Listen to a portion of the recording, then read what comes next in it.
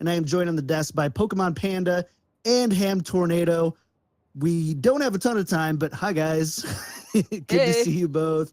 We've got two great matches coming up. We're starting off with FortisGG versus Green Infinity, and then we're going to see Dopamine versus 1 Point. But first, let me tell you a little bit about Broadcast.gg. Broadcast.gg is an amazing resource to help you grow as a broadcaster. When you partner with Broadcast.gg, you can have access to amazing opportunities to gain exposure, practice and collaborate with people just like us, and ultimately just get the experience that you're looking for as an upcoming broadcaster, host, or producer. Make sure to follow Broadcast.gg on Twitter at Broadcast.gg. Follow the channel here on Twitch, and of course, join our Discord by clicking on the link down below. Let's talk about the format for Open Division. So, PkMnPanda, I'll throw this one to you. So, we're working within a Swiss format, right? That's absolutely correct. So as the Swiss format states, the more wins you get, it'll basically pin you up against other teams that are doing in the same stature against it. Losses do the same exact format. So even games coming across the board, regardless of SR. So we are looking at two teams, regardless of their SR, going to have a close matchup here today. Awesome. And then these are all best of 5. After 5 weeks, we go into a 16 team, double elimination tournament. There's no skill requirements. Rosters are 100% unlocked. Ham, what do you think about the importance of having this completely open, free range type of format for Open Division? I mean, it's so Open Division, for anybody who's just now joining the Overwatch scene, welcome. So Open Division is part of this Overwatch path to pro, right? So Blizzard wants to make these talented players, give them as much opportunity as possible.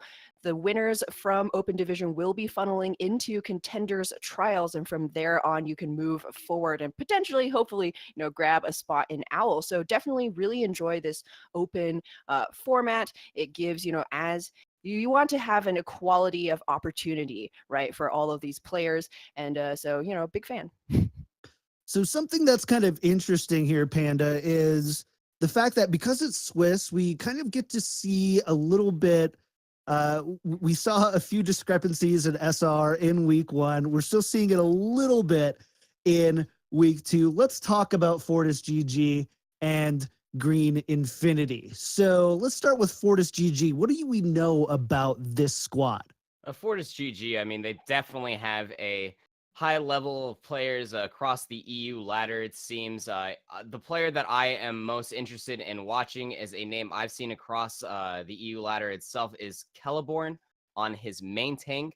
Prefers to play Winston, and that's always very exciting. I'm sure that you can see out of all the heroes they like to play, you got Steven preferring to play Genji, and then you got Carva preferring to play Tracer. They are a very dive-heavy team.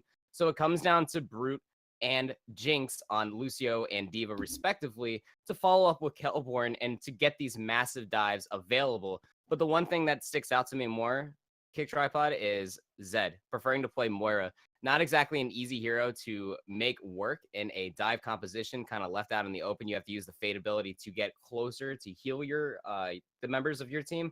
By that point, you could be caught out in the open. So it's a little risky. Maybe going to see this support player flexing over to a couple different heroes. But nevertheless, dive is the name of the game as it's been for quite some time. So I'm interested to see how this high-level team plays it out.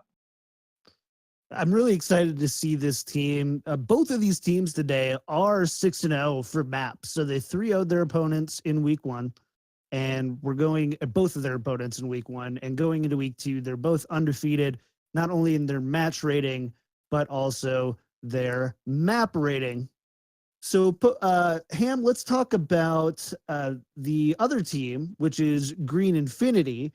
Now, the composition of this team is, at least their preferred heroes, is a little bit different than what we're expecting to see from FortisGG, right?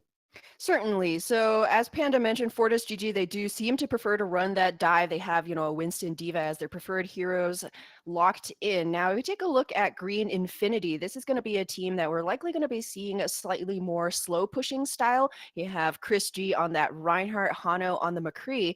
And interestingly, something definitely to keep an eye out for as we move on into the matches is Lexa. Now, she is a Widowmaker specialist, and this can definitely be, a high impact player on your team, make or break these kind of pushes with that, one shot potential. And so it is really interesting that these two teams seem to diverge very strongly in terms of what the team compositions that they want to play. FortisGG also, it is worth mentioning that this will be a team familiar to anybody who has been following that EU T3 scene, particularly in Go4, as we've seen FortisGG compete there, multiple times previously. Let's what about the discrepancies between the two? Because we talked about this. We've got FortisGG that sits kind of in the high grandmaster rating, probably right now all top 500 or very close to, whereas the team average SR over on Green Infinity is 3,200. Ham, for you, if you're coming up with a skill rating discrepancy like that, what are the focuses for this Green Infinity squad to kind of give them a chance and do their best to close that perceived SR gap? Yeah, so that is a good point that you bring up there, KT. The SR gap, about 1,000, so that's not very small, but something that Green Infinity definitely has is going to be their teamwork and synergy moving forward. When you are running kind of a slightly more heavy tank lineup, you can definitely get those CC ultimate combos going, and there will be very little counterplay if you manage to catch, the dive with some of those ults. And of course, this is a team that has been playing together for quite some time, about 4 months, and many of the members on the team are very dedicated. Chris, Alexandru, the Zenyatta player, both of them have been co-founders there with the team since the very, beginning. So hopefully they'll be able to, have each other's backs there. So Panda, if you are coming in as FortisGG, you've got the upper hand here as far as the information that we have coming to us. What are you focusing on here when you have a week that might be seen as, I don't even want to say a little bit lighter, but one where definitely, as far as SR goes, you should be having the upper hand? Well, having the upper hand will definitely set you as far as the micro game is concerned, but even last week, we've seen open division teams get stumped and trumped even by lower rated teams because of the macro play.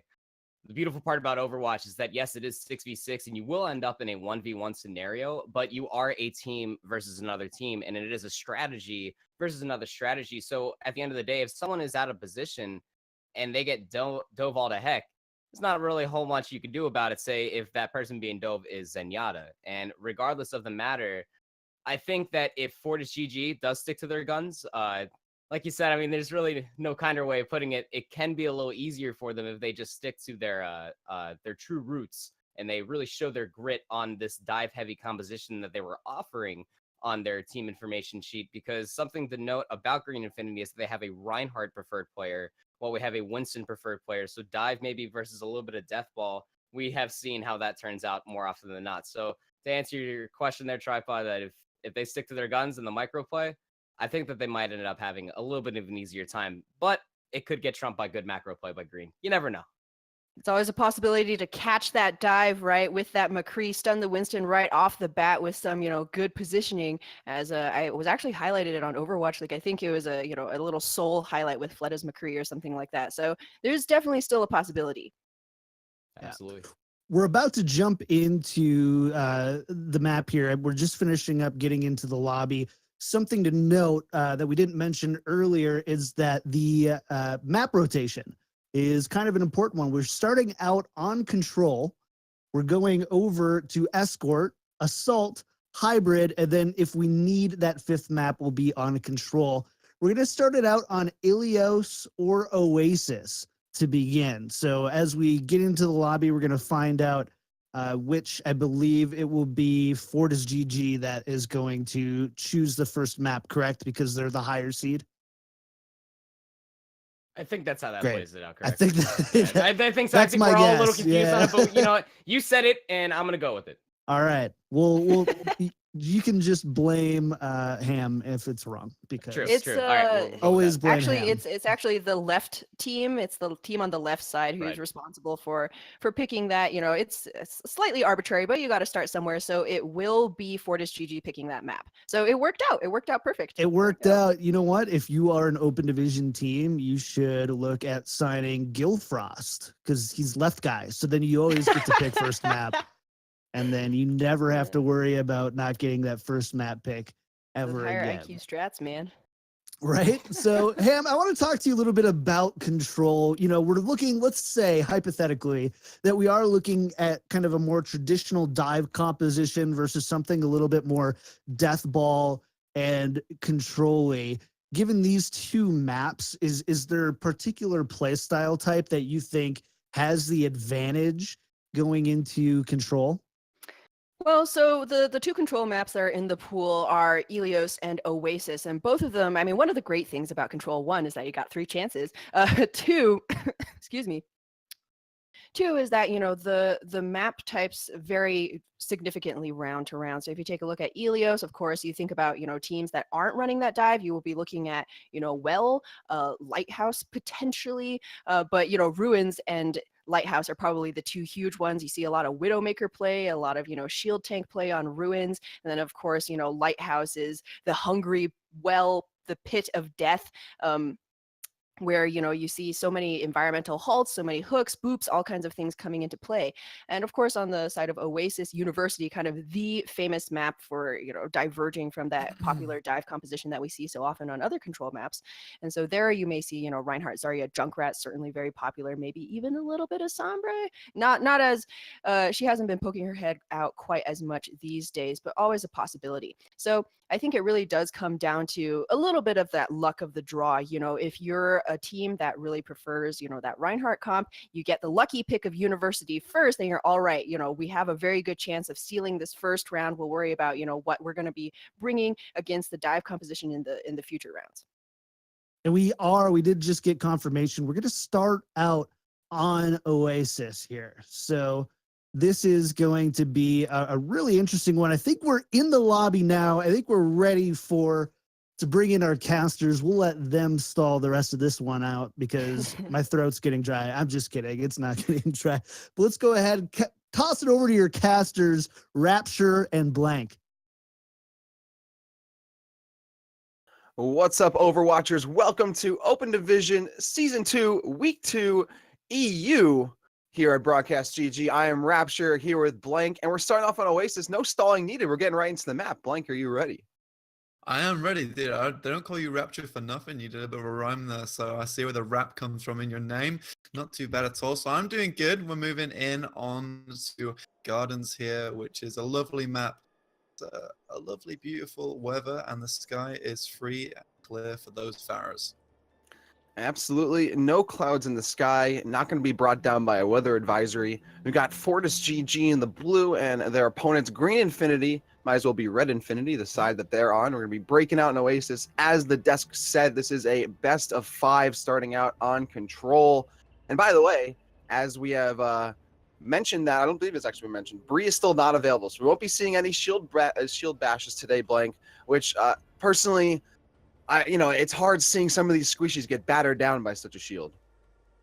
Indeed, yeah, we'll probably see that more on University, though, when the Reinhardt starts charging up and forcing you back into your spawn. We are going to see Ryan, though, like I said, counter that, Christy will, they're going to get a quick pause, though. I believe it's to do with skin. So we're just going to quickly go over the team comps really quickly. So we do see FortisGG here. They're going to have this Pharaoh Mercy in the sky and have this full dive on the bottom. So it's a 4-2. It's a bit strange because you won't have Mercy as much as doing the work, but you will have that Lucio speeding them all in. So you're gonna have well, yeah, I think they're trying to figure out whether or not they're gonna change skins or not. So I'm not entirely, and it looks like Bree's still enabled. So Lobby Leader is just doing a fantastic job out here, but it's no worries. I'm sure we'll get settled in pretty soon. Yeah, talking about the compositions, FortisGG teasing that, dive with Pharah, which is pretty standard, especially for Oasis. And on the other side, Green Infinity, they were teasing that McCree Reinhardt, where we were going to that stage we showed on Oasis. I felt like that composition might get rotated on pretty hard by a Pharah-enabled dive composition, but it looks like they're just going to go right into it. So we're going to jump back over to the big Fabergé egg here on Oasis and see who's going to battle it out first. Hano is still checking out that McCree, but otherwise they're not bringing the Reinhardt back. Yeah, so this is, we're on City Center now, so we're taking a quick trip in our private jet over to City Center, not too bad. We keep that in the hangars just in case we have golden skins enabled.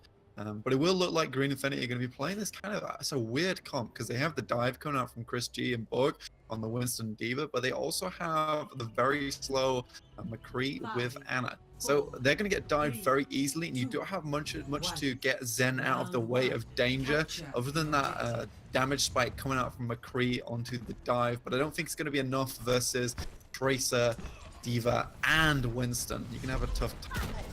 Yeah, these tanks are definitely going to have to appeal for their backline. 3 slow characters there, and really only Zenyatta as a means to get out. Already the dive coming in from Celeborn, taking advantage of that, realizing how slow that backline is and pushing up onto them, creating that nice front line pressure that's going to give them possession of the point for this the time being. But both teams kind of scrambling here, completely separated from the rest of their teams, just looking for some picks, and Brute gets first blood onto Borg, who finds himself completely out of position, gets shut down, and FortisGG taking a quick capture here with only a few kills on the board. Yeah, it seems there's a complete disconnect between KickedTripod and Borg at the moment. So Borg jumped in there, didn't have the Diva Matrix on top of him, stop any of those rockets coming in from him early on, and they will just push the heavy stagger onto Lexa there. And we saw again, it was Zen, Alexandru, and Lexa in the back, and no defense on them, and they were just too slow to get out. Hano takes a rocket to the face, just what's out of the way, and just makes it a lot easier. From what I want to see now is I want to see that Diva Matrix on top of Borg as they make that next dive in.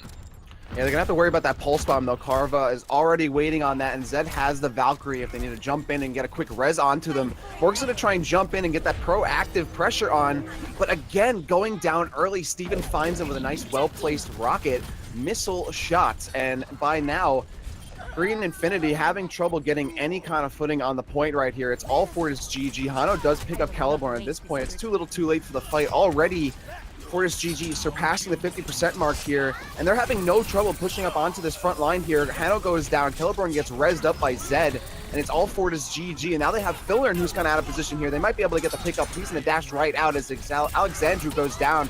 Now they have to relinquish back towards spawn, but Chris G, who's now on the Reinhardt. There's no Morrigan Doom waiting for you to help you out there, Chris G. You're going to go down too. So we do see Borg switch over to the Tracer now, and I think that's a really good pick because you saw that because there was no one dueling Rasku, he was just able to make so much space for his tanks because he just had Hano, Lexa, and Alexandru all of them in at the same time, and they couldn't do anything to contend with him, and he was just Borg going down on the Winston early, and it just opened up for Diva Matrix coming in now. Oh, that self-destruct gets right in. Huge damage, gets 3, and a Tracer and Genji. That's big, a big support, and all their DPS is down. That's a big one, and then Hano goes down as well, and that self-destruct was pretty much it, putting a stamp on the envelope right there for FortisGG, taking an 100% to 0 win. Yeah, so we are going to see this replay on the self-destruct. They're absolutely amazingly positioned, went in, knew they couldn't go anywhere. Borg had it on lockdown, Caliborn being the bouncer at the front. You can't get out of the way of that. Yeah, nice pincer maneuver there. The self-destruct was, they thought they had to worry about, but there's no way for them to get back with that barrage, so nice pickup there. The 1-2 punch from ultimates, and FortisGG, because they had won so many fights, they were able to use their ultimates in a nice creative way there, whereas Green Infinity really didn't seem like they used any ultimates except maybe Primal Rage just to stay alive long.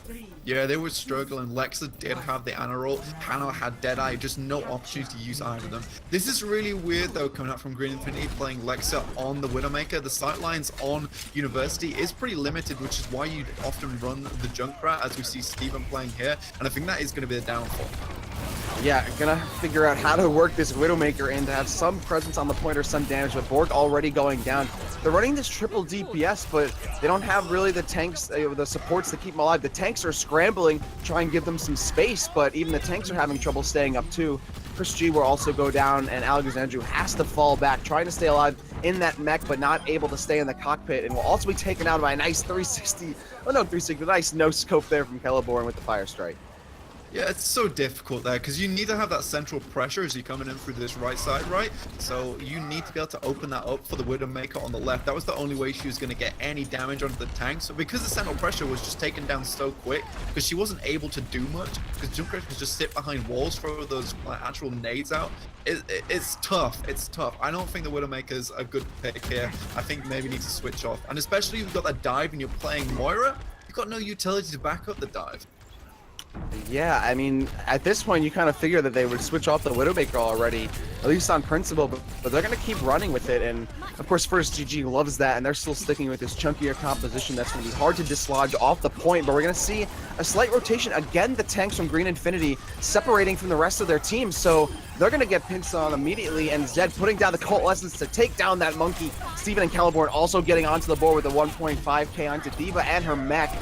And then the Earth Shatter, that's going to put down Hano. At this point, it's almost overkill, but why not spend the goods, spend that cash? And then Celeborn picks up Lexa on the tail end of that fight. Yeah, a bit of a superfluous shadow there, but I mean, bit of a Vegas play. You spend that money, don't you? I think that the positioning was just substandard from Green Infinity. I mean, you popped yourself in a small room on the left side here versus a Junkrat and a Reinhardt. I mean, what are you thinking? That's crazy plays. It's ballsy. But definitely didn't work out in that way. And Green Infinity still sticking with this composition as Lexa picks up her ultimate, their ultimate there. And they're going to throw down those eyes, and 85% here for FortisGG. A Coalescence coming out here from Hano, but at this point, is it too little too late? It might be. Jinx is going to throw down the sound barrier. Brute and Steven on their ultimates, and now we're going to see that self-destruct from Brute. That's going to catch Filler, and again, that Genji nowhere to run, nowhere to hide from the self-destruct. And they still have to worry about the Riptire, but at that point, it's not even the self-destruction to get there on time. FortisGG with a very snappy 2-0 win here on Oasis to take a 1-0 lead on the set. I think the fact that Zed was able to brawl out with 3 of the members from their team as a Moira, distract them all and just allow the rest of the team to jump in is absolutely insane. Like, that should never happen there. Moira is decent at staying alive on her own, but man, 3 players, you've got enough resources to deal with that Moira quickly and easily, and then you can win the fight on point. I think positioning is a big thing for these guys. Need to work on that, and the synergistic, like, between the tanks and the supports. Like I said, there's a disconnect. I think something's wrong in the communication. Yeah, see, because of the composition, the tanks like really should be holding on with the rest of the team, providing some peel potential. But we saw how often that they would separate themselves from the rest of the team, which they want to try and get some offense going, but their composition means they kind of have to stay together and play more passively, which they weren't really doing. It didn't seem like there was a game plan or a win condition they were trying to meet. They're just trying to make things happen, throw things at the wall, and see what sticks. Unfortunately, there wasn't any glue on that wall, so no adhesive for them. But going to Junkertown, maybe we'll see a different change in the tides for this team. Maybe Control's not their game type, and they're gonna, turn things on Junkertown. We'll see.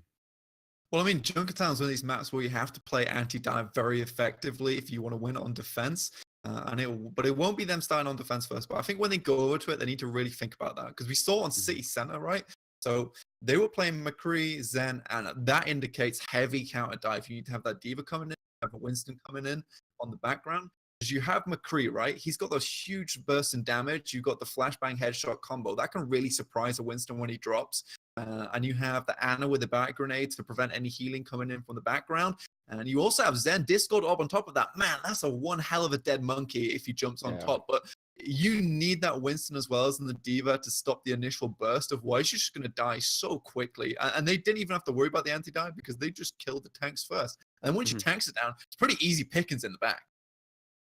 Yeah, exactly. That seemed like it was a big problem there for Green Infinity, is that those tanks were getting melted, and they're kind of putting themselves in a position to get melted too. So they're kind of adding to that problem. But maybe this composition will work out better for him. Lexa can sit on the Widowmaker, which of course makes a lot more sense on Junkertown than it did on Oasis of all maps. Widowmaker has, lower utility on King of the Hill, but definitely in Control, that's where you don't want to really be running her. Junkertown, though, they're not going with the Bastion, but they are going to be wanting the Widowmaker. Carva, though, will have the counter Widowmaker hiding behind the Roadhog, hiding behind the Orisa. It's going to be a tough cookie to crunch there to try and get rid of that Widowmaker. I really like his positioning coming out from FortisGG. They position forward so they can deal with a Bastion should he come out early, get him off the payload as soon as possible. Just barely misses the hold there, and really Alexandru. And finally, tanks are working together here. Discord Orb on top of Alexandru will go down pretty quickly. Oh, and now this Genji trying to get in the face of the Orisa. That's the dash right back out. But the rest of the team has been slaughtered. It's a massacre out here, and the kill feed's all blue. FortisGG holding on very strong with a very proactive hold here, just a few meters away from the spawn itself, and really, why not? There's no one getting any leverage off of them. Even this Genji fill-in who has a Discord on them is going to get obliterated by Steven. You should just die there as the Genji and reset straight away, because Rauski's got nothing, and she's peeking corners there, but where's her defense? Like, you've got to be thinking about, like, I've got the sight lines, but at the same time, I've got to be thinking about Rausku on the other team. He's got sight lines on me as well. There's no point peeking that without the exact pressure coming out from the rest of his team, and dying early there has really put them a setback. So Green Infinity now down 1 minute and 15 seconds, trying to figure out a way. The payload has barely moved. And they're just trying to get some shots on anyone, but great job by FortisGG. They're not peeking whatsoever. They've fallen back, and Fillern is really trying to do the job of putting some backline pressure on, and does. Finds Carva though, and then Lexa gets on Steven. That's a 6-4 swing, but Jinx is going to get that res right back up to try and get that Widowmaker back into play. Carva going to be looking for some headshots to try and deal some extra damage to stop this offensive push, but getting right into the thick of things, putting some shots on to the opposing Widowmaker, finding themselves on the ground floor. And they're going to have a lot to deal with here. Filler and finding Jinx with a dash right in, getting the Shuriken onto Mercy. And now trying to chase down Carva as Zed finds Chris G. And Alexa finding Carva, stealing away that kill. Yeah, Alexa just managed to find him there, and that's mainly because you don't have Kelbion or Brute there in the front lines. It means that Rausku's pretty open to attack. Will drop the actual Dragon Blade here, but the Transcendence force him out pretty quickly. Be forced back. That's good though, because now they've got Transcendence down. That's 6 seconds of continuous healing to get out of the fight. Makes it a lot easier for these tanks to dive in. But Brute taking out Gorg again. They're going to be falling back. Riptide comes out and looks at some targets. Lexa though, sniping out that Riptire. No more burnt rubber for them. So Steven's going to have to wait up for another one to rev that Beyblade. Jinx gets the res back up to Steven. 1 minute and about 20 seconds left on the clock, and this payload really hasn't gotten its wheels greased just yet. But now they're going to move in using the self-destruct a little bit. It's going to get into the backline, and Zed will be caught out. That Omnic going right down into the smelter. But Brute finds Chris G and adds a huge smorgasbord inside this room. The Whole Hog going to try and break themselves out of the corner here, but there's a big purple onto the Whole Hog. Gets to fall back. Meanwhile, Transcendence coming out here from the Zenyatta Hano, trying to keep the team bolstered with all these shots from both the Widowmaker and the Junkrat. But Steven hitting the trigger and taking down both Ana and Widowmaker and then some. But what are you bolstering though? Steven comes with a concussion mines. You've already lost Transcendence there. You need to wait till there's some heavy damage coming out. And they played that to perfection inside the room there. They knew they had the AoE damage. You've got to come in there to fight Brute on his own terms. Yeah, that's like getting a scratch-up card and you win on the first scratch, that first prize right there. That was a great defensive hold there. And now 30 seconds left on the clock. G getting boosted and trying to stay out despite the Discord Orb. Going to jump right in, take advantage of that. Here comes another Riptire though, and Steven finds Paydirt. Anna going down to her. I mean, not the earliest of graves, but certainly not of natural causes. And again, that kill feed lighting up blue here. At this point, Green Infinity, they have pretty much no shot to come in here. FortisGG very stalwart on the defensive hold. 2 seconds left. Are they gonna be able to touch it? It doesn't look like it. Oh, almost. The Primal Raging Monkey, I actually thought he got there in time, but just barely unable to get there, Chris G. So FortisGG with an absolutely immaculate hold on defense for Junkertown.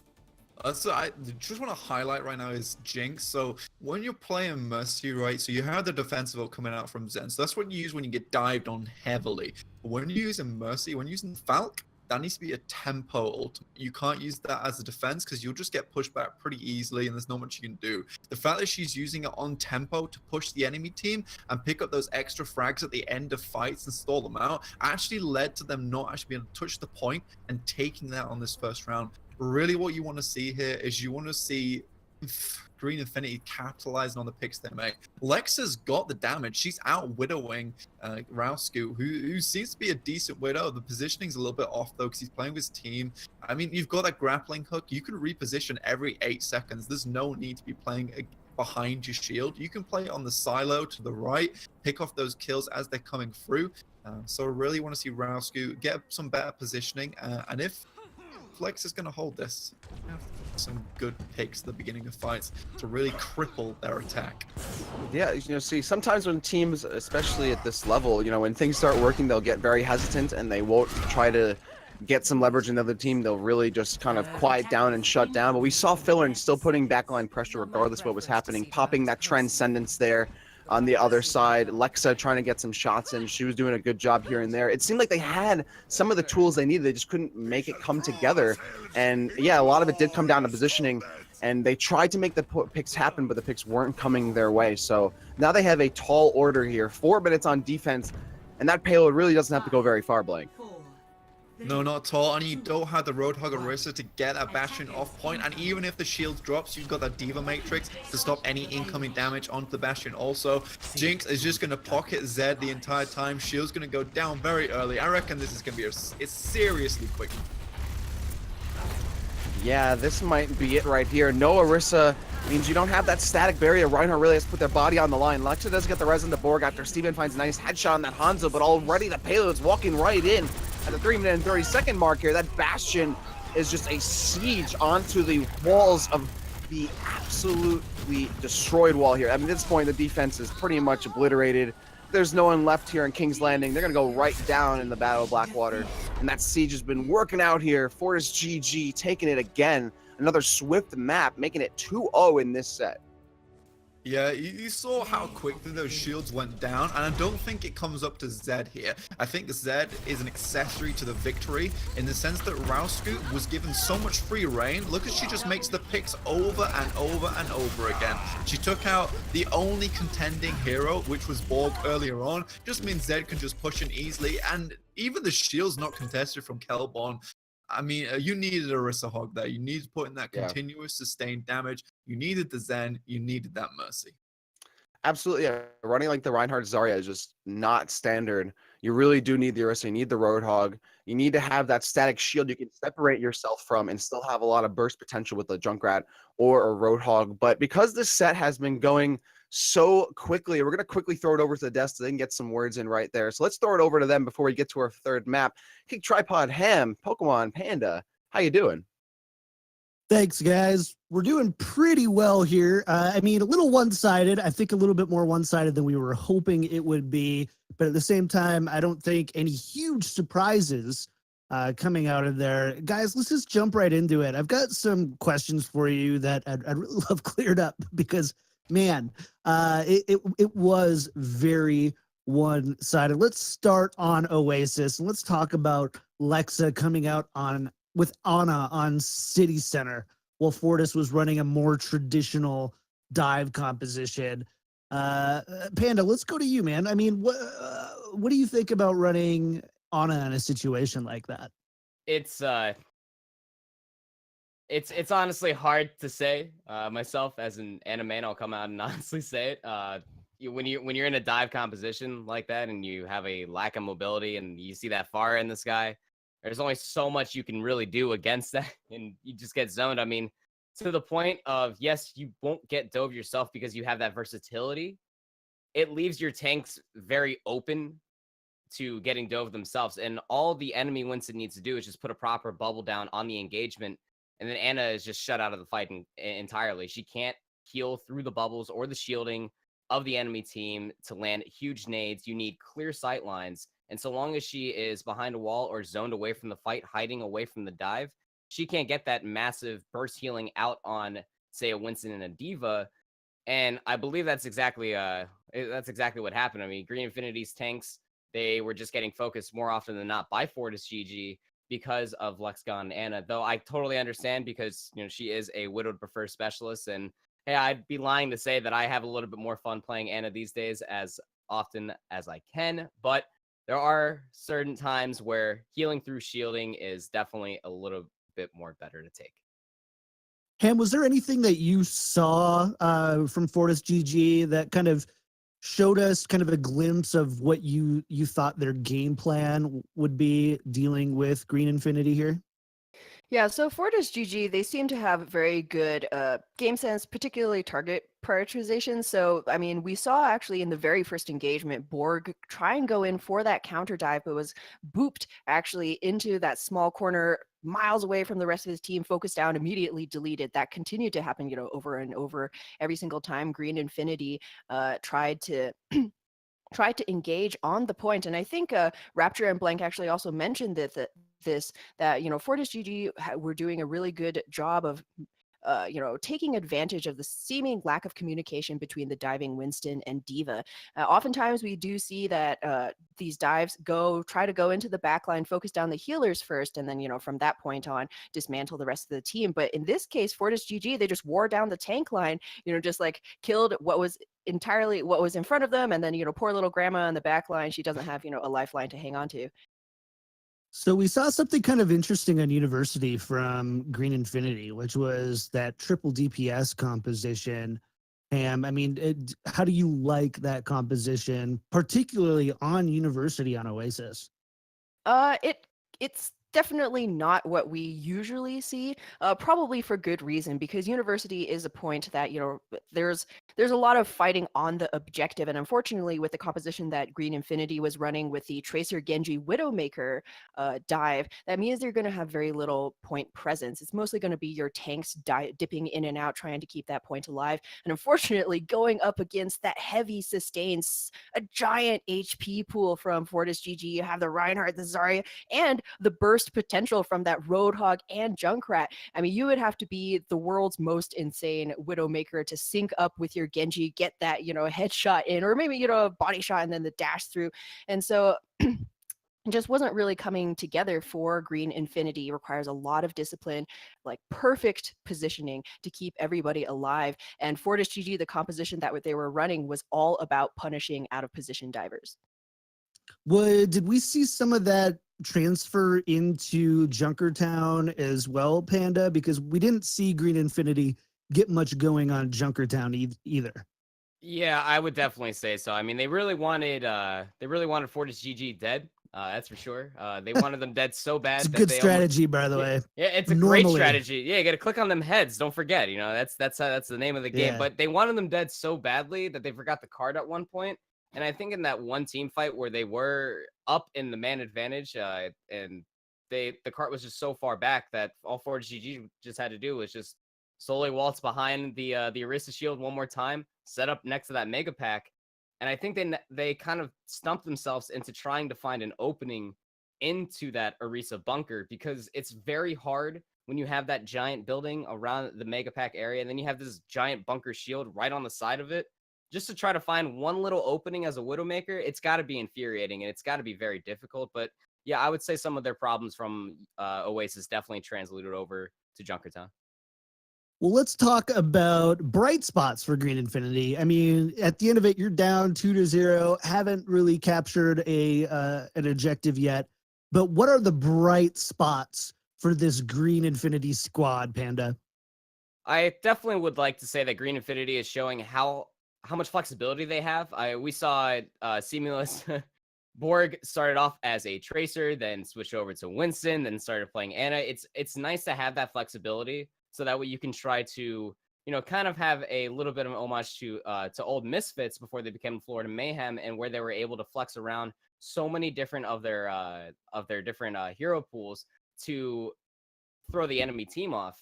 Though in certain situations it can work out, they just need to find the hero pick that would be able to stop the dive or the anti-dive composition, whichever it may be, to FortisGG. But I think they're starting to figure it out here. All right, Ham, we've got to jump into Volskaya Industries, which is the next map. But if we are going to see some adjustments here, this is their last chance. It's best of 3. So if Green Infinity doesn't take the map here, they're done. What adjustments do they need to make if they're going to take Volskaya? Well, I mean, they could definitely continue to run Lexa on that Widowmaker. Panda mentioned a couple of bright spots for Green Infinity. We would be remiss if we didn't mention Lexa. She was actually winning, as Blank mentioned, winning that 1v1 duel against Rascu, more often than not, opening up a lot of, opportunities for that Green Infinity team. So now it's, impendent upon the rest of her teammates to try and capitalize on those openings that she creates. So, you have Lexa on that Widowmaker, perhaps run something, maybe not necessarily cheesy, but you can it seems that Green Infinity aren't able to out mechanically skill FortisGG. So where do you go from there? Try and run some kind of team composition that's going to be very difficult to try and dismantle. Go for that Sombra Strap potentially, build rebuff the first attack, build up that EMP, then you're likely going to have, an ultimate that FortisGG going to have in the back of their minds every single time they try and engage you. So that would be, hopefully we're going to be seeing a little bit more Widow play on Volskaya. Well, there you have it. Let's jump over to Volskaya Industries and hand it over to our casters, Blank and Rapture. Take it away, guys. Welcome back, Overwatchers. It's do or die for Green Infinity. They are down 0-2, and they're going to Volskaya to see if they can take the brunt of the storm here in the Tundra. I'm Rapture here with Blank on our third map of the set between FortisGG and Green Infinity. Blank, are you ready to weather the cold? I am ready to weather the cold. It's cold up in near England all the time, so I'm very much prepared for it. Like Ham says, they gotta do something at this point. Otherwise, it's not gonna be infinity. It's gonna be 0. And they're down 3. Could be going 3-0 here. I'm feeling it. I feel like they have an opportunity though, especially with Lexa. It's very good Widow, and Volskaya is one of those maps which really Widow adores because she has those parallel platforms that she can grapple to. You see where Lex is set up at the moment. She can grapple across the other side just in case she gets dived. Does have Borg to set her up there. Not sure where these supports are going to be setting up just yet, but it will look like Alexandru's going to be pocketing the Widow. But you definitely need a Widow on this side of will it be FortisGG here? Otherwise, it's going to be very difficult. You're going to be punished by Lexa a lot. But we'll see how the dive comes in because they're going full dive right now. FortisGG now on the red, going to go with that first defensive push. And you're right, already a very aggressive dive, but Lexa getting on with the first blood. Nice headshot onto Carva. So you mentioned her name, and Lexa provides a nice quick kill there that'll stifle the offense for just a moment. Hano pushing up pretty proactively here with the Orisa just by themselves on this shield, not shielding anybody on the high ground, but it seems like it's working for the time being. And the offense just going to wait for the moment to regroup here before they go for another aggressive push here, separating themselves just a little bit before they go to the right side, going past the dump truck, going for a full rotation. Then Carva getting revenge, killing Lexa for their transgressions earlier. Now already a push onto the point here. FortisGG taking no prisoners. Borg and Alexandru already going down. Even Jinx taking away the life of that cyborg ninja. So it looks like this point might already be taken. All they have is a robot left, and that Orisa, I don't think they have protocol for that. They're going to go right down, as will Chris G and their tank, their mech, and FortisGG with a very swift point A take. Yeah, like you were saying, they don't have a protocol for that one. There's no actual routine, but I think what they should have had a protocol for was the retreat. They had no retreat onto the Mega Pack there. They're set up on the right side.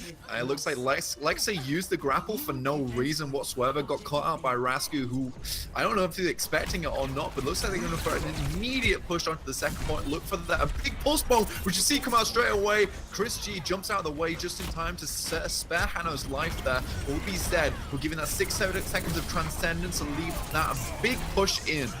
Yeah, Zed gonna pop that trans right alongside the blade from Steven, who goes in deep, finding the Junkrat, going in for more. Caliburn and Brute also finding some. Carver getting on the board as well. And it's not even a snowball, it's an avalanche out here. Almost 6 minutes now, counting down, and it's gonna be a point B take. I don't think anyone's gonna get there. Borg barely touching it, getting across the line. But that's not gonna be enough. Lexa won't be able to join them in time. 5 minutes and 52 seconds posted here for FortisGG. Yeah, pretty unfortunate for Borg there. We will actually see the replay onto Genji's Dragon Blade, which excites me because it was like a Mad X come to slash your tires on the car as he takes out Rip Tire straight away with one slash through it and then moves on, gets that nice triple. looked extremely nice, very efficient push coming in from FortisGG there. They didn't take a moment to spare, and it would be the backline who go down immediately. And it just looked like Hano and Chris G were just looking confused at each other in the front line, not sure if to go back. And Hano's a big, slow cow robot. She ain't getting back there no time soon. Yeah, and we saw the little bit of Ultra Instinct coming out from Chris G on the Pulse Bomb dodge, so that was pretty hype. But otherwise, yeah, they had trouble keeping their footing, especially against that Blade Transcendence combination from Steven and Jinx, which was too devastating to deal with. And that Rip Tire that had been pulled, that was killed by the Dragon Blade, was pretty much the phone a friend last lifeline there to try and stop the snowball and try and force a more traditional point B defensive hold, but they couldn't get it, so now they're going to have to see if they can match up against FortisGG, and that is quite a task. 5 minutes and 52 seconds posted for them, and we already know what FortisGG can do on offense. I'm pretty much expecting an aggressive defense as well. Yeah, it's definitely an aggressive defense, like you say. I am a bit upset that they're not playing a Widow here because it would make sense to play it. I think having this full dive is really... It's a little bit overconfident in my opinion, playing against this team. I mean, by no means is Green Infinity a bad team. They're just playing against a team who's mechanically better. They play to their composition's sake. I think the Zed pick on the Ana is actually pretty decent up until the point when you see that aggressive dive that you talk about. She has no sightlines on them, is forced to drop down to heal, and that's going to give the opportunity for Green Infinity to jump in there and take her out early. And that by grenade, once out the fight, that's a huge pick and like a massive purchase on the point. Yeah, I think the Ana pick might definitely be coming from Green Infinity, how they'll pair their tanks up. You want to get a big bio bomb on both their tanks to just easily melt them down, and it seems like that could easily work for them, but they're not worrying about that right now. This D.Va, yeah, going so far out, they have to reset. Alexandru going down, but Borg did fight Steven, and there's a Resident Hano, so it looks like they might actually want to take that opportunity, but they're not going to. They're still going to just jockey around the choke point and wait for the reset. So despite that kill, it's not worth the investment. They're going to keep their IRAs intact, so they're going to hang around for the time being. This is a really nice positioning coming out from both of these tanks. You see they're stuck together like glue, best buddies in fact. But their retreat is actually onto the Mega here, which is important because if Kelborn can get that Mega early, it takes the pressure off his healers really. Doesn't have to spend as much time healing and focus on Brute, who's probably going to take much more of the brunt force of the damage. Both teams is kind of looking for a pick here. Kelborn is going to use that jetpack to jump up. No one punishes that, but Borg will punish Zed for being too old. You can't be driving out here. You can't see the roadways. And Kelborn and Jinx, though, will get some revenge. Nice picks come out from the defense. FortisGG finding themselves in still a very comfortable position here. Well, it's a lot to do here for Green Infinity as they're going down again. Yeah, there will be pushback. Nice pick onto Zed, though. I mean, it really does need to switch off the Ana. I mean, or it doesn't really, because seeing as the tanks have his back pretty much all the time. Did go down earlier because they weren't focusing on it. You did see the quick rotate afterwards, and I think they'll be a bit more wary from now on of that. They're pushing in. Zed does have this nano boost, so we'll probably pop it onto Steven with the big nano blade coming in, and hopefully he's going to pick up Zed and the Zenyatta fighting on this right side. Yeah, not even letting the offense take an opportunity. Steven, oh my god, oh my lord, injected with genetic engineering, goes right in for a 4K with the blade, and that is devastation right there. Steven cutting through humanity, and the offense is nowhere to be seen. We're going to see a replay on that real quick, because that was nice. Jumps in. I think that the actual damage coming out from the rest of the team really helped to implement that blade, because it was slice, slice, done.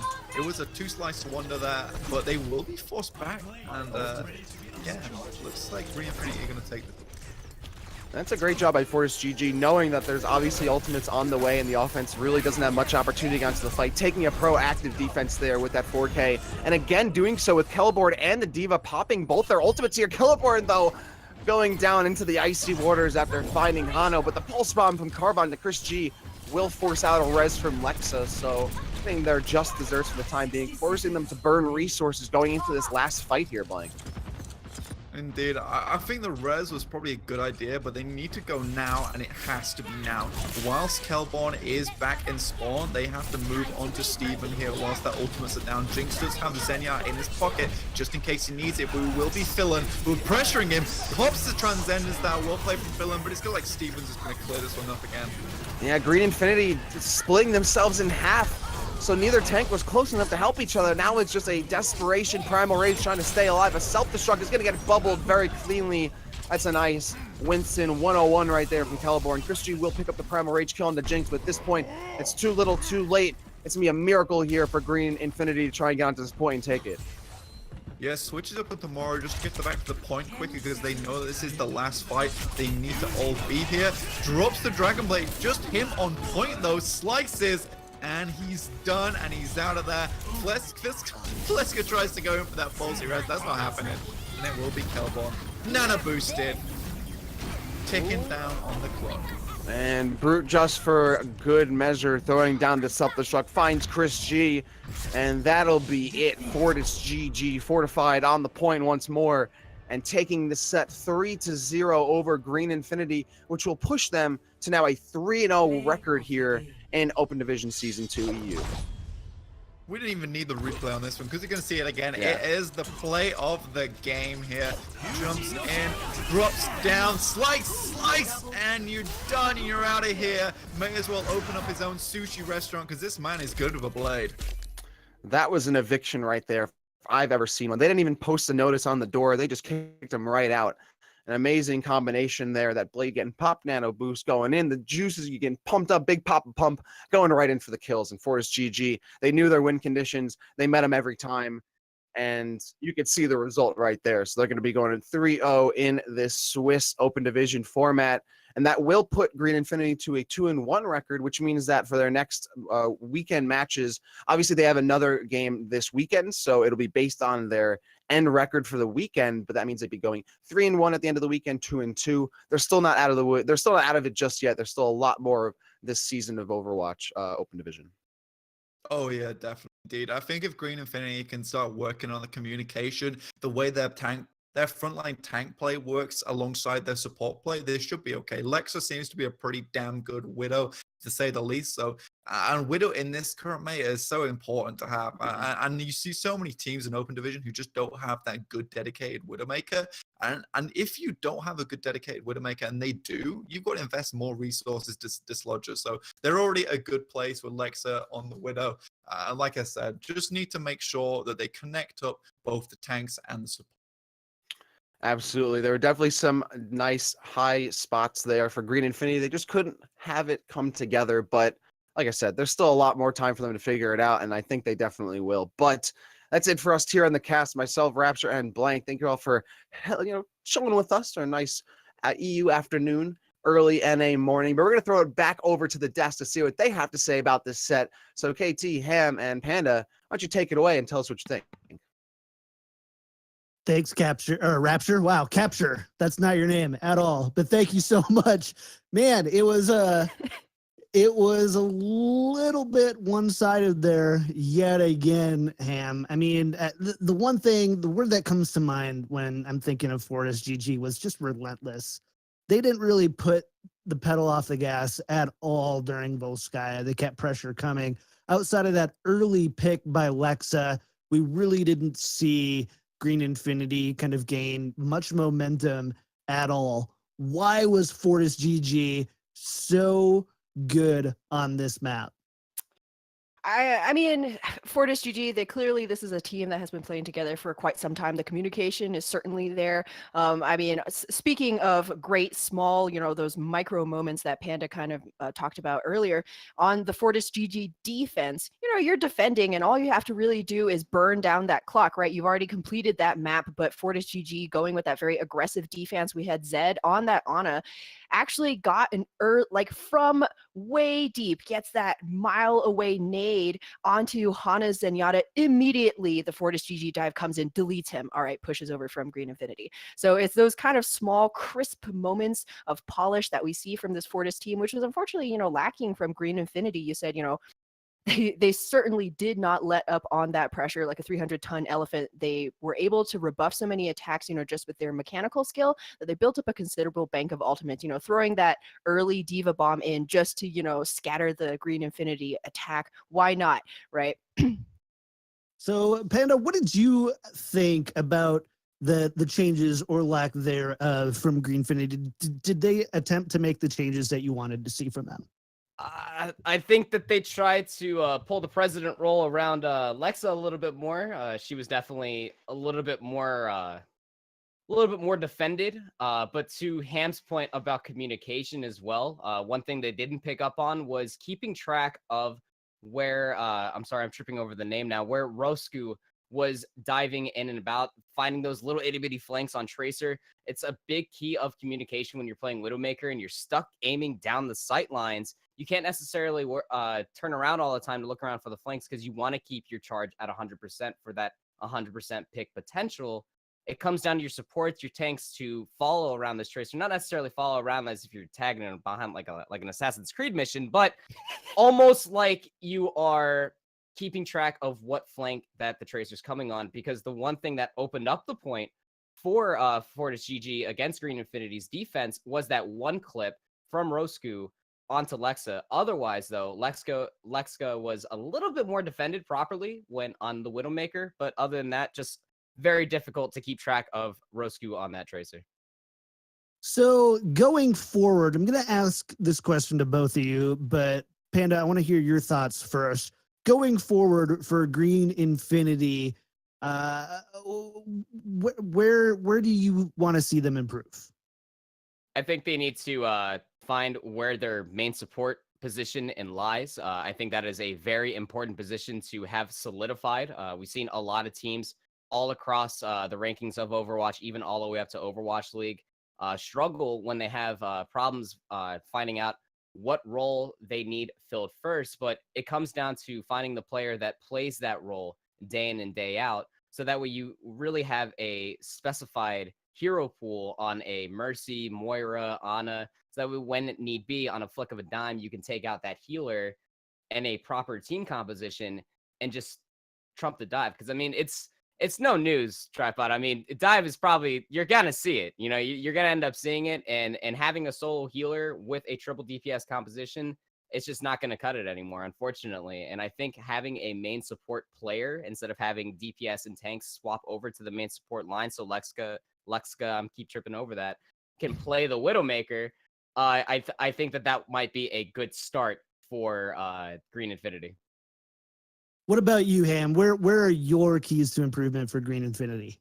Yeah, certainly piggybacking off what Panda said, solidifying kind of those roles as, expanding outwards from open div. We do even see this problem in Overwatch League, right? Say, for example, Dallas Fuel is a very prominent team. They're like a lava lamp, man. They have so many good parts, but they're like floating around and never quite finding a home, right?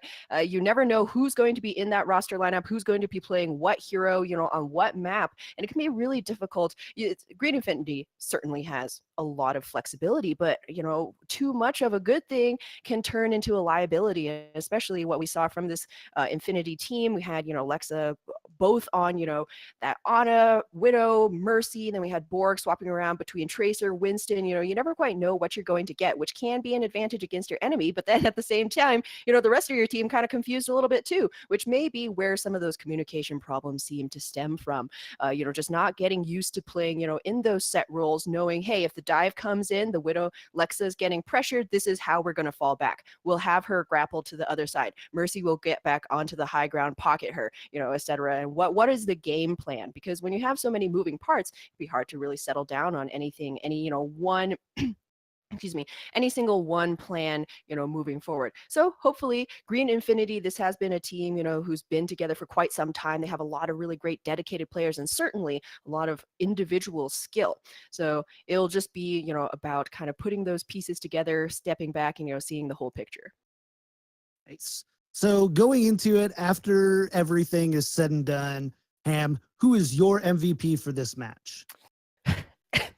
A little bit difficult to call anytime a match is, as uneven as this very quick, 3-0.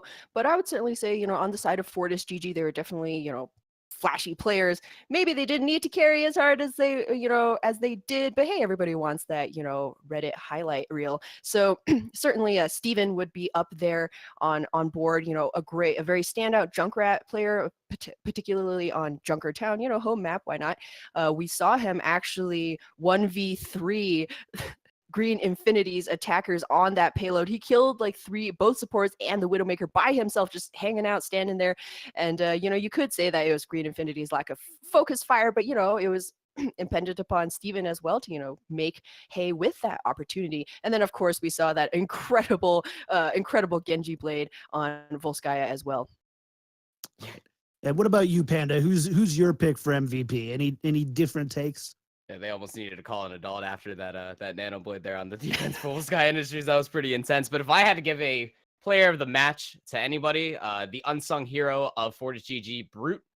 It's not a flashy kill feed cooldown, but defense matrix on that 2-second cooldown is not easy to gain full value out of. And using the jump jet on the Diva mech is definitely hard to use along with the defensive matrix when you're diving in to keep your main tanks alive.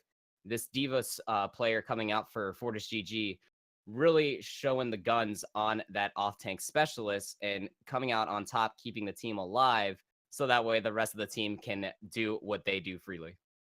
Great. Well, I think that about wraps it up for this match. Here's what we've got coming up later today at 4 p.m. BST. We've got Dopamine taking on 1 Point. You do not want to miss this match. It's going to be a banger.